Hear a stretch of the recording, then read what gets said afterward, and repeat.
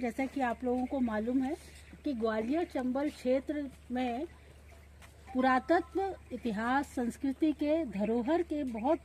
बढ़िया खजाने हैं और उन खजानों में से एक खजाना ये भी है जो मानसिंह का राज कहलाता है लोकल भाषा में, लेकिन ये मानसिंह का रास मंडल है। अब मानसिंह इस 30 वर्षीय काल के संबंध में जो बचपन से उसने काम किया उसका ये एक उदाहरण है, उसका एक साक्ष्य है। ऐसा गंगोला ताल अभिलेख है, किले पर जो गंगोला ताल है वहाँ पर एक अभिलेख मिला है और उस अभिलेख में ये जानकारी मिली है कि बाल्येपि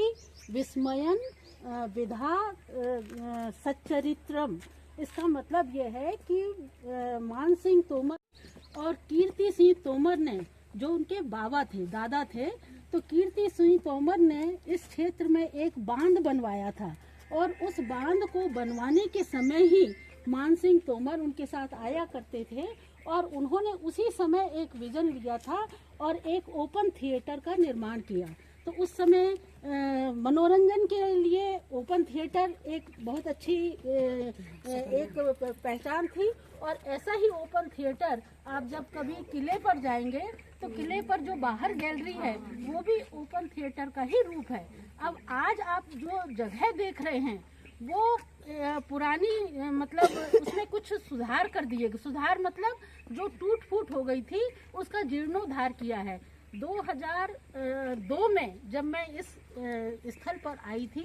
तब मुझे वो छवि याद आ रही है कि यहाँ पर जहाँ ये पूरा ये 100 मीटर का घेरा है और इस घेरे में बीच में एक लैंप पिलर हुआ करता था और वो लैंप पिलर ये बताता है कि जब सभा सजती होगी तो उस सभा में लाइट का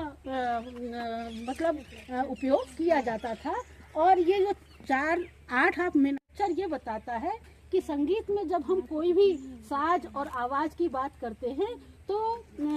उसमें एक संयोजन बनाने के लिए, जैसे आज भी हम संगीत सभा आयोजित करते हैं तो आप लोगों ने देखा होगा ढोलक मंजीरे वाले बीच में बैठ जाते हैं, उसके अगल बगल चारों ओर महिलाएं बैठकर गाना गाती हैं। तो उसी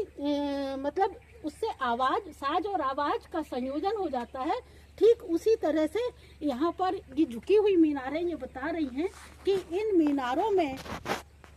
साज बजाने वाले बैठा करते थे और यहाँ पर बीच में एक 4 पिलर और थे जिनमें स्टैंड गायक थे, जिनमें बैजू, बक्सू, मंझू और कर्ण और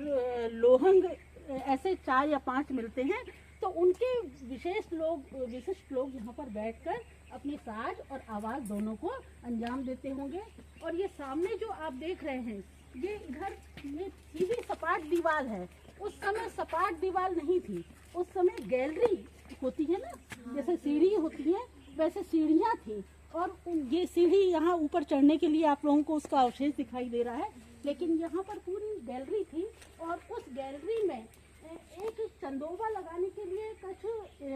व्यवस्था थी जिसमें राज परिवार के लोग जब बैठते थे तो चंदोबा लगा दिया जाता था जिससे कि धूप, वर्षा, पानी का इंतजाम हो और वो एक राष्ट्रीय ठाट के साथ उसको एंजॉय करें। पीछे आप देखेंगे तो एक बहुत बड़ी दीवार के उस पार बहुत बड़ा मतलब बांध जैसा तालाब जैसा है और उस तालाब में बारिश का पानी इकट्ठा हो जाता था, क्योंकि तालाब है और पानी इकट्ठा हो जाता था। तो जब गर्मियों में या जब कभी यहाँ सम्मेलन सभा होती होगी तो उस पानी के संयोजन से यहाँ का वातावरण ठंडा हो जाता होगा। ये जो क्या बोलते हैं गैलरी के इस तरफ ये तो राज परिवार के बैठने का हो गया, इस तरफ ऐसे आम जनता बैठती थी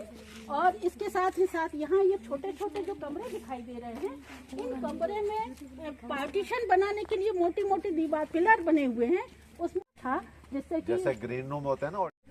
तो इस तरह से ये मतलब ओपन थिएटर के पूरे जितने भी व्यवस्था बननी चाहिए वो सारी व्यवस्था है। इसके साथ ही साथ ये दीवार के चारों तरफ ना जैसे किले के गुंबद हुआ करते हैं उस तरह के गुंबद थे, लेकिन आज ये जीर्ण शीर्ण अवस्था में होने के कारण पुरातत्व विभाग ने इसको मरम्मत करके सीधी सपाट दीवार बनवा दी है। तो ये मानसिंह का रास मंडल ये बताता है, एक जगह गंगोला ताल में ही उल्लेख आया है कि मान सिंह तोमर जो थे वो अपने आप को दूसरा कृष्ण मानते थे, अपर कृष्ण मानते थे, और के साथ वो रास रचाया करते थे। तो ये तो अतिशयोक्तिपूर्ण वर्णन है, लेकिन उसी क्या बोलना चाहिए भावना के साथ उन्होंने जगह जगह संगीत के प्रति अपने रुझान प्रदर्शित किया, जिसका साक्ष्य हमें यहाँ पर देख रहे हैं। और किले पर जो ऊपर जहाँ लाइट एंड साउंड प्रोग्राम होता है, वहाँ भी वो ओपन थिएटर के रूप में सभा संचालित होती थी और संगीत की महफिल सजती थी। बहुत बहुत